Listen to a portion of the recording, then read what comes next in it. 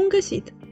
Dacă ești curios să vezi care sunt pașii pentru a randa planul unei grădini în Photoshop sau dacă dorești să îți îmbunătățești cunoștințele în acest program, te invit să rămâi alături de mine în următoarele minute. Îți voi arăta etapele pe care să le parcurgi pentru a lucra eficient și rapid. Întâi de toate, creezi un document în care să realizezi proiectul. Selectez formatul A3 și îl poziționez Landscape. Îl denumesc și îl salvez. Acesta e primul pas important. Urmează să import fișierul PDF pe care l-am realizat în AutoCAD. Am optat pentru separarea vegetației de construcții în două layere diferite, pentru a selecta cu ușurință elementele. Le poziționez unul deasupra celuilalt în funcție de aceste linii laterale, ajutându-mă de muftul și săgețile de la tastatură. După ce am poziționat totul, șterg liniile de ghidaj folosind Rectangle Mark Tool și apăsând Delete. Selectez cele două layere ținând apăsată tasta Shift, le scalez astfel încât să se încadreze în formatul foii. Creez un folder în care pun cele două contururi și îl denumesc. Am posibilitatea de a-i atribui o culoare pentru a-l identifica mai ușor apăsând click dreapta. Pentru zonele de iarbă fac un alt folder și închid layerul cu conturul vegetației. Am nevoie de o scară de culori pentru a diferenția curbele de nivel, așa că îmi creez una pe care o pun într-un folder cu același nume. Acum dau click pe layerul cu construcții și curbe de nivel.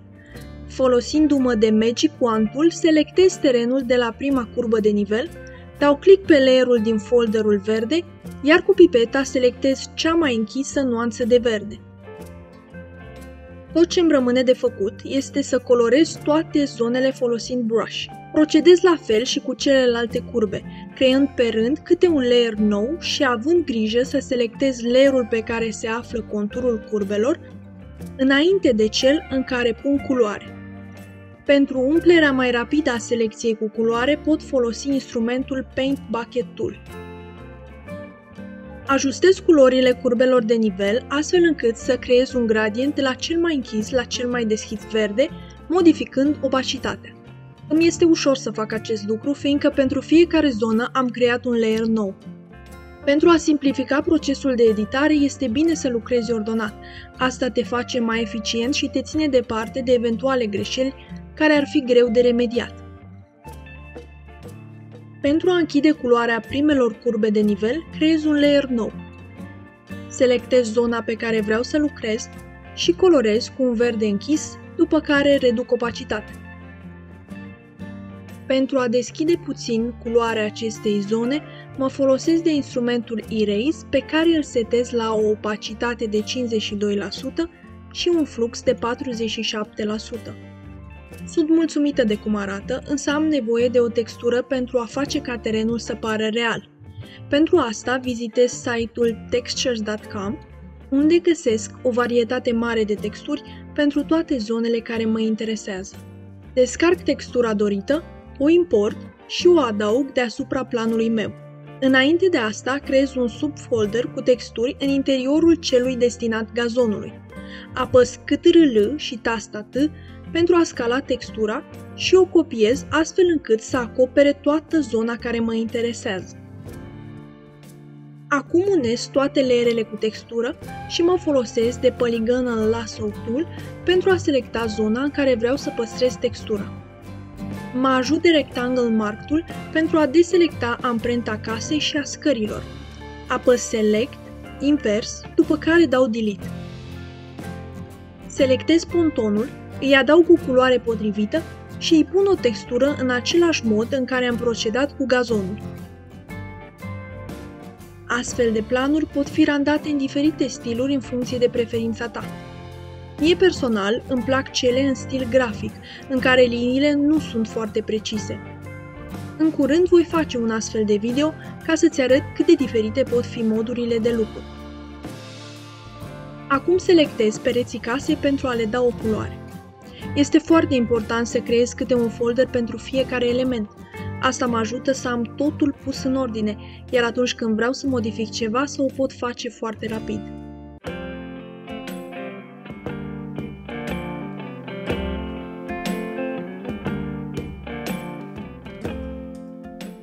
Pentru a crea un efect de transparență pe margini, mă folosesc de Erase, având grijă să modific de fiecare dată opacitatea până când obțin rezultatul dorit.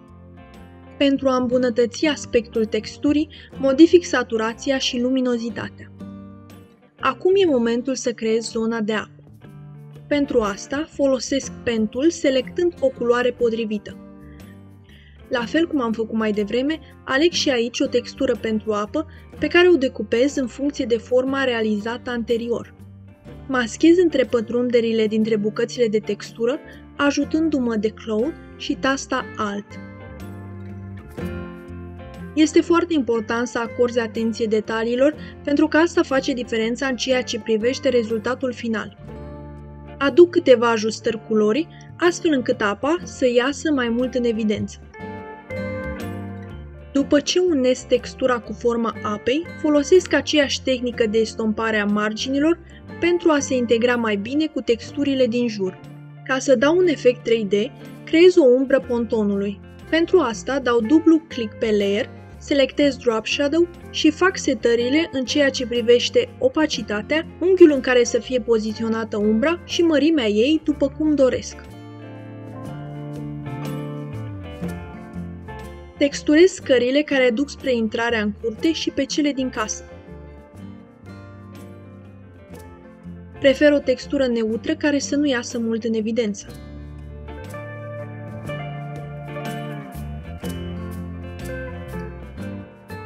Pentru scările care duc spre lac, pun o textură de lemn și ca să se integreze mai bine, schimb textura pontonului.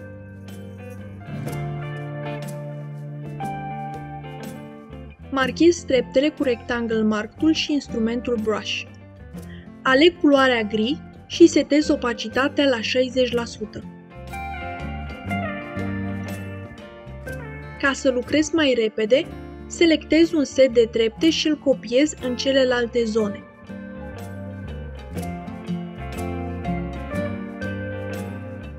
După care elimin surplusul folosind Erase.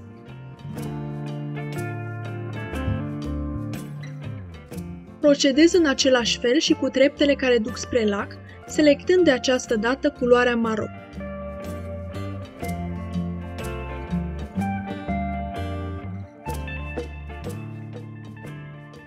E momentul să fac gardul care înconjoară curtea.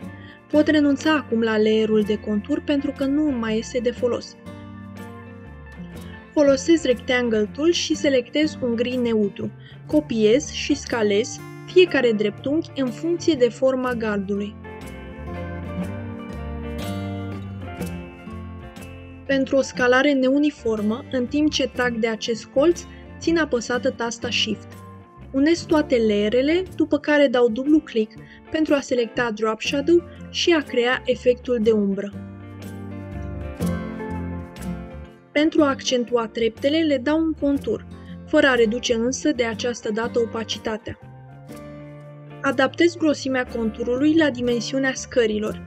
E important să folosesc conturul exportat din AutoCAD doar ca suport pentru texturi și formele elementelor. Nu recomand să-l păstrezi ca element de sine stătător atunci când vrei să construiești un plan realist pentru că nu va funcționa.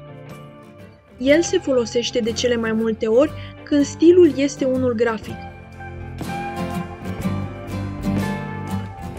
La fel ca și în cazul celorlalte elemente, creez o umbră care să aibă unghiul de 140 de grade. Urmez aceiași pași pentru scara care duce spre lac, iar mai apoi pentru amprenta casei și ponton.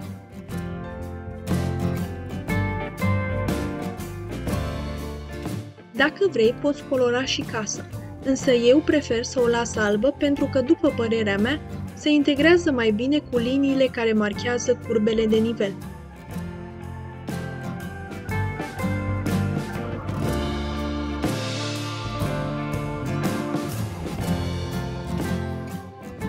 După ce termin de creat umbra pontonului, adaug puțină culoare zonei de lac din apropiere.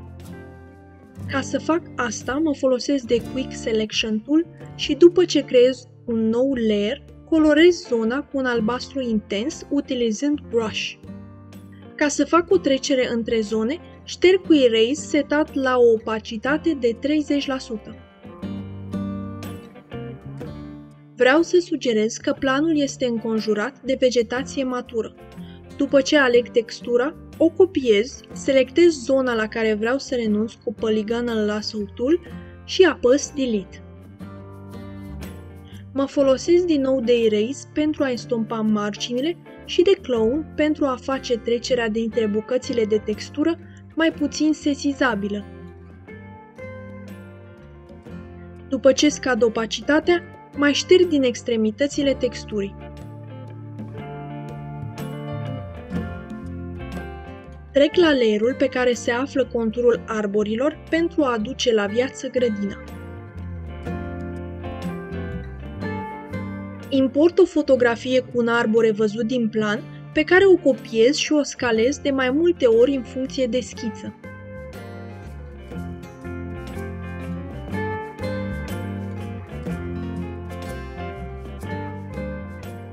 Mai apoi, pentru a crea lumină în partea dreaptă a coroanelor, folosesc Dodge Tool. Obțin un efect natural, alegând o expunere cuprinsă între 10 și 30%. Pe un layer nou, desenez în partea stângă umbrele arborilor cu brush. Selectez culoarea neagră și aleg modul Multiply. Aceasta este umbra de pe suprafața coroanei, pentru că umbra purtată a arborilor am creat-o mai devreme, imediat ce i-am pus pe plan. Am o suprafață albă destul de mare în centru, așa că aleg câte o textură pentru terasa exterioară din spatele casei și pentru cea din fața casei. Acest pavaj arată destul de bine.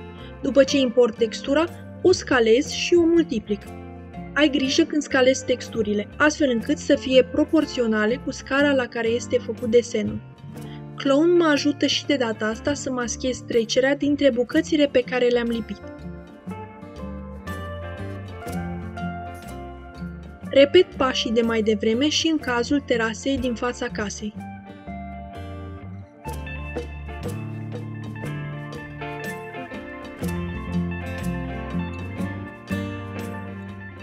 Pentru a uniformiza toate culorile, ajustez saturația și contrastul tuturor elementelor.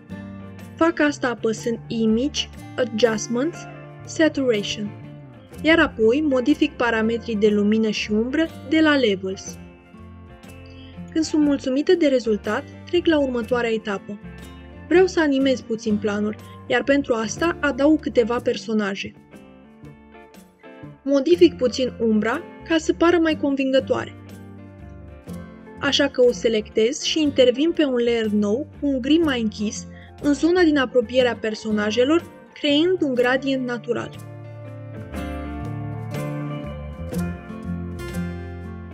Pentru a îmbogăți planul, adaug mai multe elemente.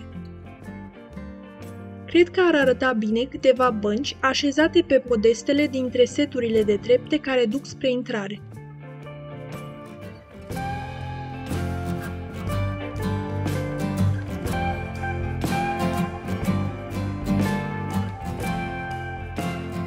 În anumite zone deschid culoarea gazonului cu Dodge Tool pentru a da impresia unui volum discret al reliefului. Câteva elemente sunt binevenite pentru a completa armonios planul. Folosesc fotografii în format PNG.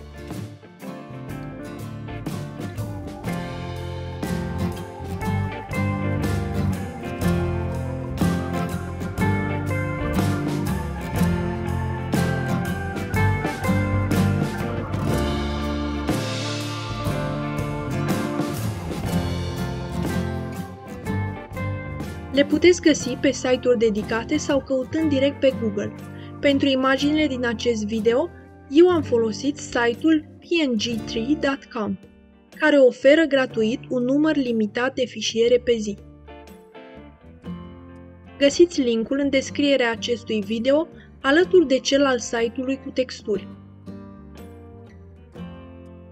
Te sfătuiesc să strângi toate aceste elemente și texturi în biblioteci de unde le poți accesa ușor și folosi în proiecte viitoare. Așa le ai la îndemână mereu și câștigi timp prețios. Dacă dorești, îți poți construi propriile imagini PNG în Photoshop.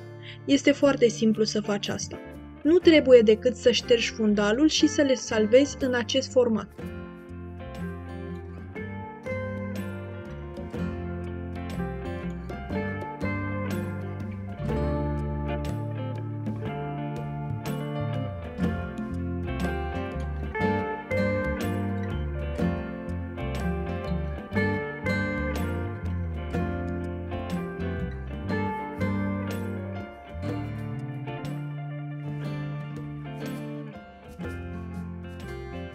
După ce am terminat de așezat totul așa cum am dorit pe plan, unesc toate layerele cu excepția celor care conțin contururile lucrate în AutoCAD.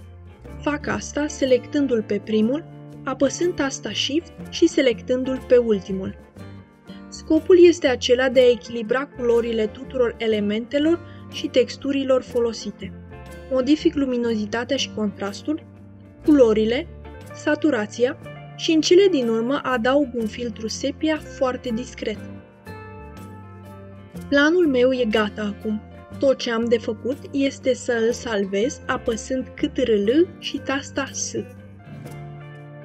Sper să găsiți folositor acest video. Spor și pe data viitoare!